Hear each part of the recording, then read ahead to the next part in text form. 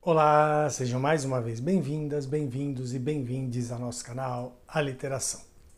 Bom, gente, eu juro que eu queria no vídeo de hoje falar sobre arte. Eu até fiquei um tempo sem gravar vídeo porque estava fazendo algumas pesquisas, porque eu tô meio, acho que eu tô enchendo um pouco a paciência de vocês com essa coisa de ficar falando de elaboração de discursos pela imprensa e tal. Então eu estava realmente me planejando para nessa semana gravar um vídeo sobre alguma coisa relacionada à arte. Eu até estou fazendo pesquisas e tudo e nem ia gravar um vídeo hoje, né? Quando eu tivesse esse assunto sobre arte, estou pensando aqui talvez o papel do artista, os dois possíveis papéis do artista na sociedade contemporânea, alguma coisa nesse lugar. Mas aí, gente, eu estava ouvindo rádio hoje, ouvindo a CBN, e ouvi um comentário do senhor Merval Pereira e não adianta, eu tenho que falar porque passou do limite de fazer um comentário equivocado. Né? Ele passou do limite de fazer um comentário equivocado, ele fez ilações muito problemáticas sobre uma determinada situação. Então não adianta, eu vou ter que fazer hoje um vídeo sobre, de novo, como a imprensa está sendo absurdamente, mais do que equivocada, mas ela está tendo um posicionamento de atacar o governo de maneira gratuita que beira a criminalidade mesmo, porque fazer uma ilação como essa que o Merval Pereira fez hoje chega a ser caluniosa, né? Então chega a ser realmente um delito, né? E eu vou explicar a situação. A situação é a seguinte, ele foi chamado para fazer o comentário lá no horário lá dele, do Tudo é Política lá da CBN, por volta do 12:30, mais ou menos, e aí a apresentadora falou para ele da decisão do ministro Cristiano Zanin, do Supremo Tribunal Federal, de suspender a desoneração dos 17 setores da economia. Bom, então vamos tentar, acho que todo mundo sabe da situação, mas é isso. Havia uma desoneração da folha de pagamento de 17 setores da economia e que foi muito importante na época da pandemia. Por quê? Porque essa desoneração, o que significa? Que essas empresas, as empresas desses 17 setores, ao invés de contribuir na Previdência a porcentagem por empregado, passa a contribuir uma porcentagem por lucro. E aí essa porcentagem é menor, enfim, as empresas economizariam. E a justificativa disso é que aí as empresas conseguiriam gerar mais emprego. Bom, primeiro, a gente sabe que isso é mentira, porque a desoneração já existe há bastante tempo e os índices de desemprego só aumentavam até o final do governo anterior, os índices de desemprego só não paravam de aumentar. Né? Então, essa relação direta entre desoneração e criação de emprego, na prática, na realidade, no Brasil não existiu.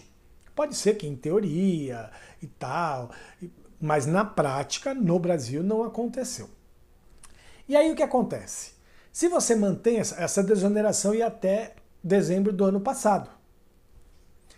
E aí o Congresso Nacional, então, resolveu prorrogar essa desoneração e isso vai custar para os cofres públicos em torno de 20 bilhões por ano, mais ou menos, alguma coisa do tipo, não sei.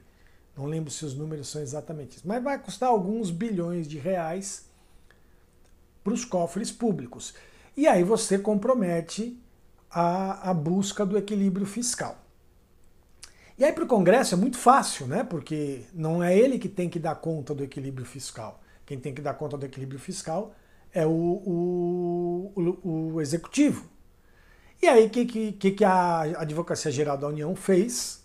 Entrou com uma ação direta de inconstitucionalidade quando essa desoneração foi prorrogada no Congresso, né, a Constituição diz o seguinte, que quando você cria uma despesa, né, a Constituição não, a Lei de Responsabilidade Fiscal diz que quando você cria uma despesa, você tem que indicar qual é a fonte de receita para cobrir aquela despesa, né? E aí eu estava falando da Constituição, é que a responsabilidade fiscal faz parte da Constituição. Então veja. Aí o que acontece? A AGU entrou com uma ação direta de inconstitucionalidade dizendo que não havia indicação de receita para essa despesa, né?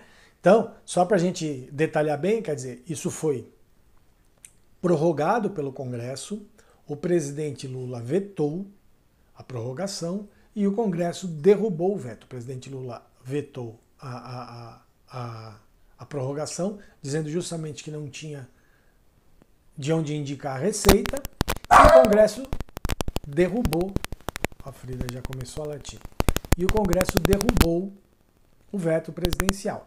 E aí a Advocacia Geral da União entrou com uma ação direta de inconstitucionalidade. O relator sorteado foi o ministro Cristiano Zanin, e ele deu um parecer favorável à suspensão dessa prorrogação, ou seja, a desoneração, né, a prorrogação da desoneração foi suspensa pelo ministro Cristiano Zanin, mas um detalhe, ele já mandou isso para votação, não sei se foi para votação na turma ou se foi diretamente para o plenário do STF. O fato é que ele já teve outros 4 votos favoráveis ao relatório dele. Então os ministros Flávio Dino, o ministro Edson Fachin, o Luiz Roberto Barroso e o Gilmar Mendes já votaram contra a prorrogação da desoneração, ou seja, a favor da reoneração, que é o que o governo busca. Tá? Então essa é a situação. E aí o senhor Merval Pereira, para comentar isso na CBN hoje, primeiro, a própria apresentadora já cometeu um equívoco, porque ela falou, numa decisão monocrática. Foi uma decisão monocrática que foi imediatamente submetida, está sendo imediatamente submetida ao plenário. A decisão foi de alguns dias atrás, e o ministro Cristiano Zanin automaticamente já submeteu ou a turma dele, ou ao plenário, eu acho que foi ao plenário. E aí os outros ministros, 5 ministros que já votaram a favor. Os outros 4 ministros que já votaram, Gilmar Mendes, Edson Fachin, Flávio Dino e o Barroso, já votaram a favor. Então está com 5 votos. E o Fux pediu vista. Então veja. Então já não é mais tanto uma decisão monocrática, já passa a ser uma decisão colegiada. Apesar de estar suspenso, tal, não ter acontecido, ainda não tá, né? Não ter formado maioria, essas coisas todas, mas já não é mais uma decisão monocrática. Então, primeiro precisa ser feita essa correção da própria apresentadora que cometeu esse erro. Mas aí o Merval Pereira fala um monte de bobagem que ele costuma falar, mas aí eu quero apontar 2 coisas. Uma que é risível, né? Uma que é muito risível, que é o quê? Ele fala assim, olha o comentário dele. Veja, o assunto a ser tratado é: o governo buscou, via Advocacia Geral da União, o Supremo Tribunal Federal, para derrubar uma decisão do Congresso sobre a prorrogação da desoneração, ou seja, para que possa ser feita a reoneração desses 17 setores da economia. Assunto puramente econômico. E aí o senhor Merval Pereira faz o seguinte comentário, que o governo, por não ter maioria no Congresso, primeiro eles inventam crise todos os dias, né? Dia sim e dia outro, o governo está em crise. Para esse pessoal, né? Merval Pereira, o pessoal da CBN, enfim, para esse povo, o governo está em crise eterna, todos os dias. Mas aí ele fala o seguinte, como o governo não tem maioria no Congresso, não tem maioria, como o governo não tem apoio no Congresso Nacional, ele resolveu se juntar ao Judiciário, né? Apelar para se aproximar do Supremo para ver se consegue passar suas pautas, enfim, fazer suas coisas. Aí ele falou o seguinte, a parte risível, isso não tem nada de risível, mas a parte risível que ele falou foi o seguinte, ele falou, então, porque o governo, o Congresso, apoia o governo nas questões econômicas. O governo busca essa aproximação com o Judiciário, com o Supremo Tribunal Federal, que tem um viés mais progressista, para as pautas de costumes, porque o Congresso é conservador e o governo é de esquerda, progressista, então ele busca aproximação com o STF, que é mais progressista, para essas pautas de costumes.